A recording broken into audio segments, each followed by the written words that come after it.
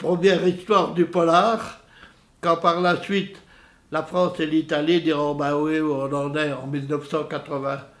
Ah, la France dit on n'a plus d'autres exemplaires. Il a été pris par les Allemands pendant la guerre de 40.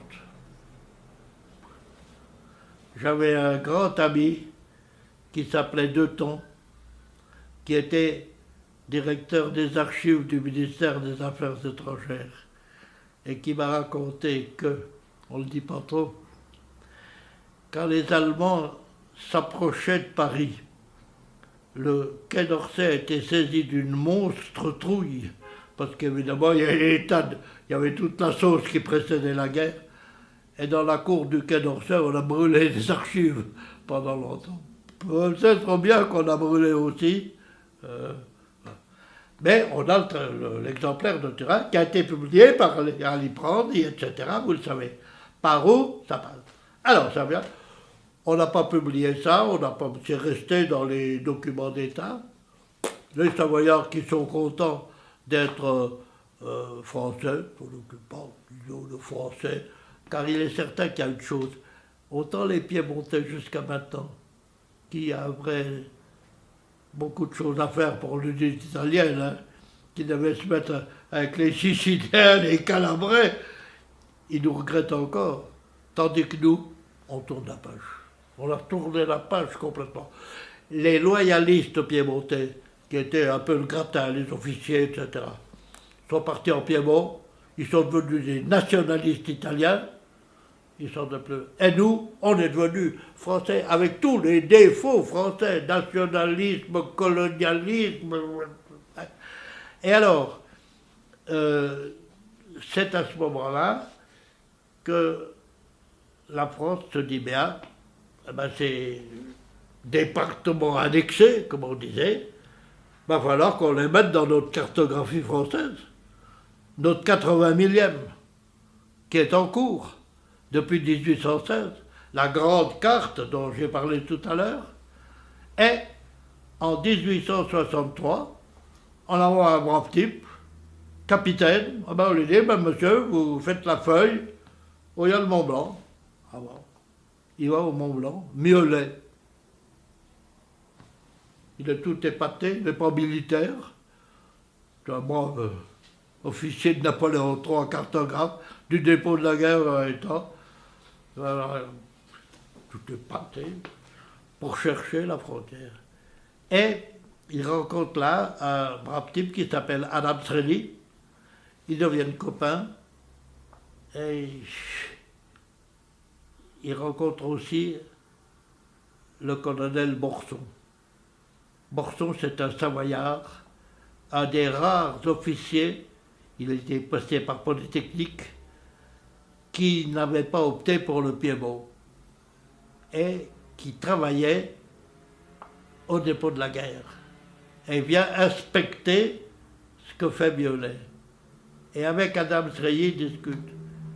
Et puis l'anglais, qui est un alpiniste, dit, mais il faut cartographier comme il faut les hauts sommets que les militaires dédaignent. Et comme c'est un type intelligent, Borson dit oui. Et à ce moment-là, autre point. Le lever de Miolet ne devient plus un morceau de la feuille au 80 millième, mais devient une carte spéciale du Mont Blanc au 40 millième, donc beaucoup plus visible, petite échelle, qui est certainement commandée par Napoléon III. Carte, un type a fait de prestige pour montrer aux Français qu'on leur fait cadeau de la merveille de la nature qu'est le Mont Blanc. Et la carte de Miolet, eh bien, oublieuse de ça, elle fait une pointe jusqu'au Mont Blanc de Courmayeur. Elle prend une grande entaille triangulaire, et cette carte de Miolet, jusqu'en 2012, elle devient pour les Français le document. La carte de 1860, plus personne n'en parle. Toutes les cartes françaises recopient la carte de Violet.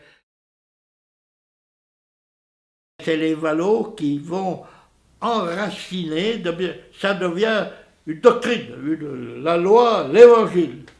Et les Italiens là-dedans, ben, les pauvres Italiens qui ont bien à faire avec l'unité française, l'unité italienne, jusqu'à la chute de l'Empire, ils sont là, ils ne protestent pas contre la carte violet. Ils ne protestent pas. La carte violette 75, ils ont besoin de Napoléon III pour finir leur unité. Ils ont d'autres chats à fouetter. Et pour les Italiens, alors que le Mont Blanc devient une montagne française, c'est plutôt une montagne piémontaise. Pour les Italiens, le Mont Blanc. C'est pas une montagne culte nationale, comme la France. Ils ont les Dolomites, ils ont le Mont-Rose, ils ont le Vésuve, et le Piémont, au fur et à mesure qu'il absorbe le reste de l'Italie, l'Italie se dépiémontise. C'est pas quelque chose de très important. Alors ça reste jusque après 1876. La gauche italienne prend le pouvoir, et les deux pays sont comme ça. Crispi, la France en Tunisie en 81, où il y a beaucoup d'Italiens, les relations sont au plus bas. L'Italie se met dans la triplice avec l'Allemagne et l'Autriche contre la France. Les relations sont détestables. Évidemment, la France, elle a la carte violette, c'est pas vrai, dire oh, hey, on s'est trompé, s'il vous plaît, on corrige. La France ne dit rien. Des Italiens au plus. Alors, c'est des Italiens, des journalistes, des Italiens qui discutent. Ils disent, mais non, ben, le père Brocherel, qui quand même, ils ont pris ce truc-là. Silence. On en arrive à 1940.